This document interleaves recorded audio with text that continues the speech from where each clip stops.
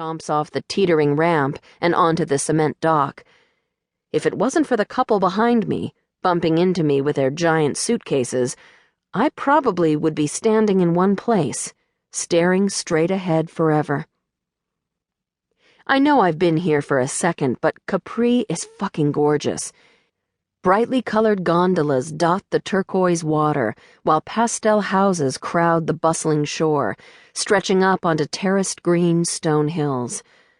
The focal point is Mount Solaro, an overwhelming monolith smack in the middle, like a jagged tooth sticking out of a giant's jawbone. If I squint, I can even see cars navigating its razor-thin curves.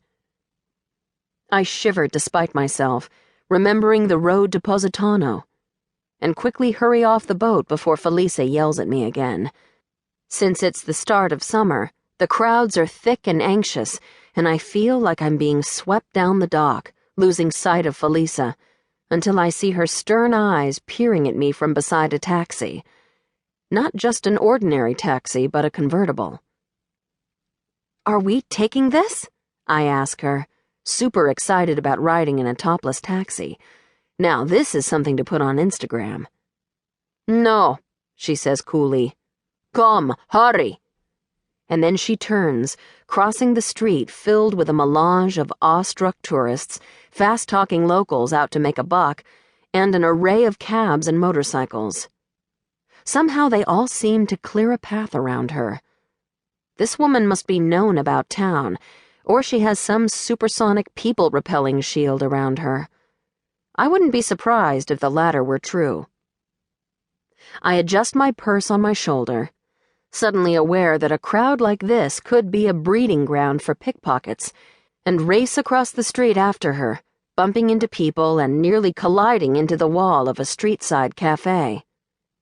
She walks through an arcade, and when I follow, I discover we are in some half-underground tunnel, and a streetcar is slowly sliding down a track toward us. Felisa quickly pays for our tickets, which I guess is nice of her since I'm so discombobulated by everything, and soon we're in a packed funicular car, gliding up a hill.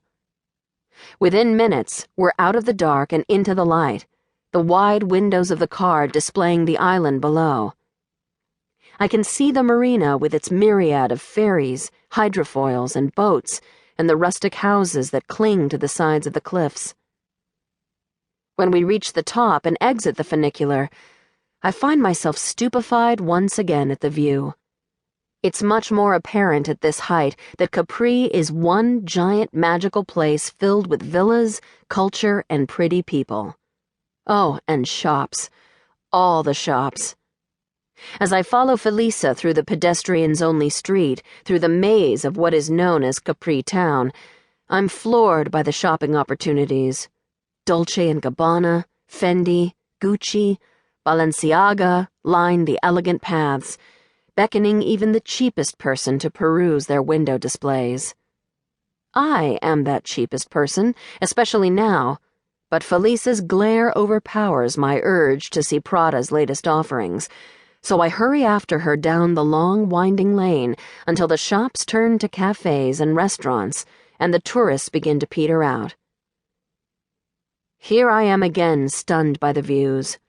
The so-called street, Via Tragara, takes us past house after gated house, where glimpses of the dramatic south coast of the island come into view between patches of lemon trees and climbing vines. The houses here all have names like La Gentilina, Villa Celeste, and Villa Grotta Azzurra, and tease you through the gates. I want to stop and marvel at them and think about who lives in them and what it must be like to wake up each day with a view like that, to have breakfast and coffee on the edge of the world. But Felisa is now making a clucking noise like an angry chicken, and I keep up the pace. I've only got my handbag on me, and I'm starting to wonder, if I have to spend the night here, what the hell I'm going to wear? I don't have my face wash, my toothbrush, deodorant, nothing. It's enough to send me into a bit of a tizzy, but I take a deep breath and keep walking. "Do cars ever come down here?" I ask. The lane seems barely wide enough for even